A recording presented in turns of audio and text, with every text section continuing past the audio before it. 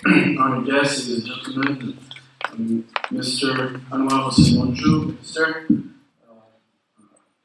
Sabir Hossein Chowdhury, Member of Parliament, Professor Mahatman, Vice Chancellor, Mr. Carl Worcester, Deputy Director of USA Economic Growth, Dr. Hoffman, Executive Director of the Bangladesh Center for Advanced Studies.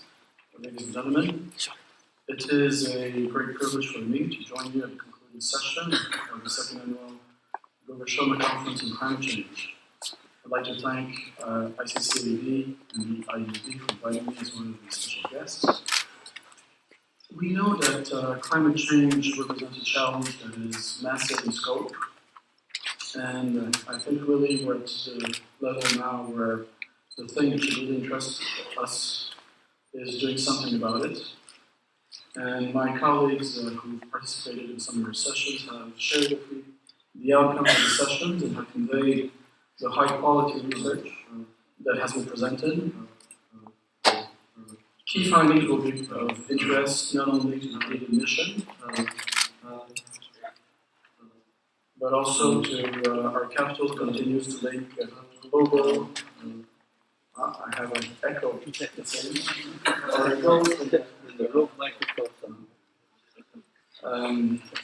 So some of the findings. I think what we've heard was that the incorporation of indigenous knowledge, if I can call it like this, is local planning, women empowerment in union disaster management committees, waste management at the urban and rural community levels. All of these ideas to discuss, I think, will become part of the larger dialogue on responses to climate change. As for ourselves, the Canadian government, Canada recently participated in the Paris COP21. Our new Prime Minister, Justin Trudeau, outlined the principle that Canada's action on climate change is based on the scientific evidence and advice, and pledged also $2.65 billion Canadian dollars to support developing countries to transition to low-carbon economies.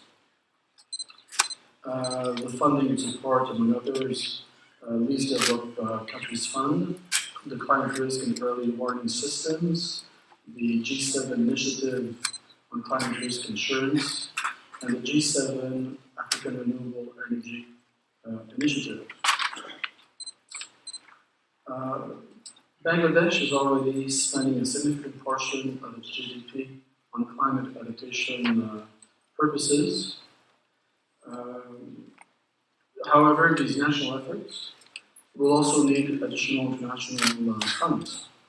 And I think it's important to reflect on the lessons learned from the engagement of donors in other sectors along the government of Bangladesh as we think about more funds coming into the sector.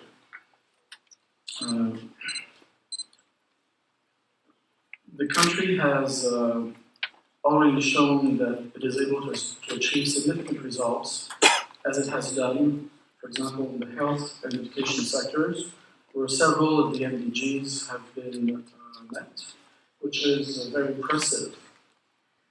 However, perhaps one of the lessons is that the governance structures could have been strengthened at a faster pace to keep pace really with the expanding programs. And I think that in order for Bangladesh to secure what I would call its just share of international funds to come, I would think that it would be important for the financial and audit systems to be put in place, along with a robust monitoring system. And I think in this light, civil society, NGOs, universities, think tanks have all a role to play to ensure the follow-through on transparency and accountability that will hold the various institutions who receive these funds to account. So this is a historic moment for the world and Bangladesh to harness innovative ideas and global commitments to overcome the negative impact of climate change that create insecurities for food, water, property, livelihoods.